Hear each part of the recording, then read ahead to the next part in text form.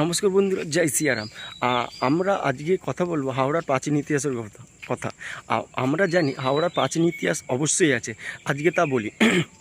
আজ যে হাওড়া, তা প্রাচীনকালে রাঢ়ের দাক্ষিণাত্যে শুভ্র সাম্রাজ্যের ভরসুট সাম্রাজ্যই হলো বর্তমানে হাওড়া। এই ভরসুট সাম্রাজ্যই বর্তমানে হাওড়া নামে পরিচিত। আজ থেকে এই ভরসুট সাম্রাজ্যের সমস্ত মানুষই ব্রাহ্মণ ছিলেন এবং এরা বণিক ছিলেন।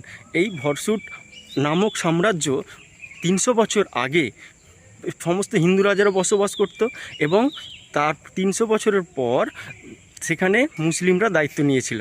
এবং মহাভারতে উল্লেখ আছে যে অঙ্গ, বঙ্গ, কলিঙ্গ আর শুভ্র আর পাণ্ড, এই 5 রাজ্যের রাজারা একই বংশের সন্তান ছিলেন এবং রাজা বলির গৌতম দীর্ঘতমস নামে এক ঋষির ঘরে জন্মগ্রহণ করে। আমরা জানি হাওড়া রাঢ়ের দাক্ষিণাত্যে শুভ্র রাজ্যের ভরসুট সাম্রাজ্যই হলো হাওড়া।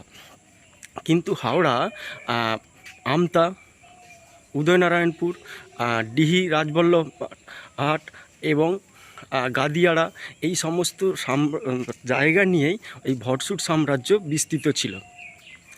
বর্তমানে রাজবলহাটের দামোদর নদীর তীরে ডিহি ভরসুট নামে এখনও একটি জায়গা অবস্থিত আছে। তার থেকে প্রমাণিত হয় যে হাওড়া ভরসুট সাম্রাজ্যেরই অন্তর্ভুক্ত ছিল। তো বন্ধুরা, আজ আমরা হাওড়া জেলার অর্থের কথা বলবো। অর্থ মানে হাওড়া জেলার কথার মানে কি? হাওড়ার অর্থ হলো নিচু জলাভূমি, অর্থাৎ কাদা, মাটি, পলি বেষ্টিত ও জল দ্বারা ঘেরা বেষ্টিত জলাভূমি। এটাই হচ্ছে হাওড়ার অর্থ।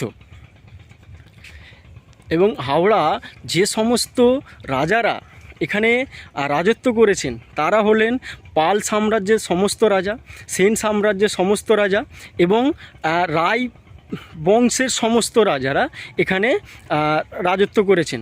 এবং রায় বংশের মধ্যে উল্লেখযোগ্য হলো কৃষ্ণপদ রায়,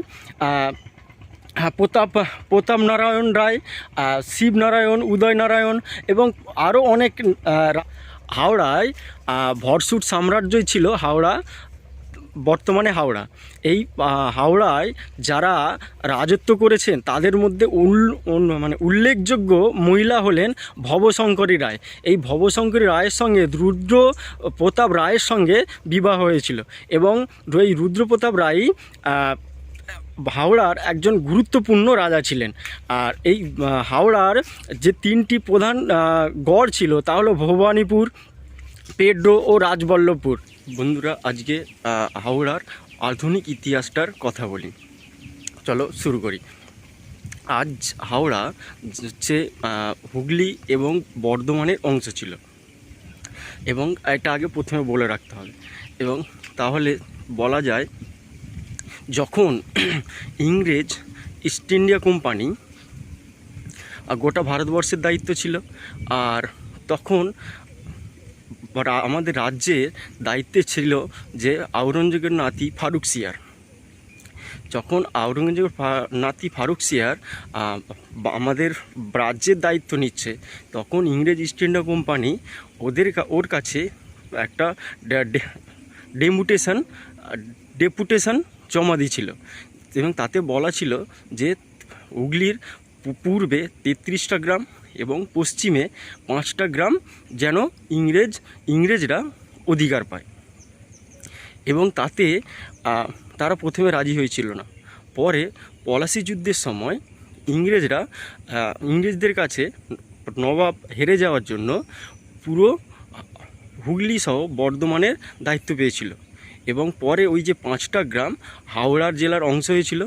এবং 1795 সালে হুগলি জেলা বর্ধমান থেকে আলাদা হয়েছিল এবং হাওড়া জেলা 1938 সালে পূর্ণাঙ্গ জেলায় পরিণত হয়েছিল। নমস্কার, জয় সিয়ারাম।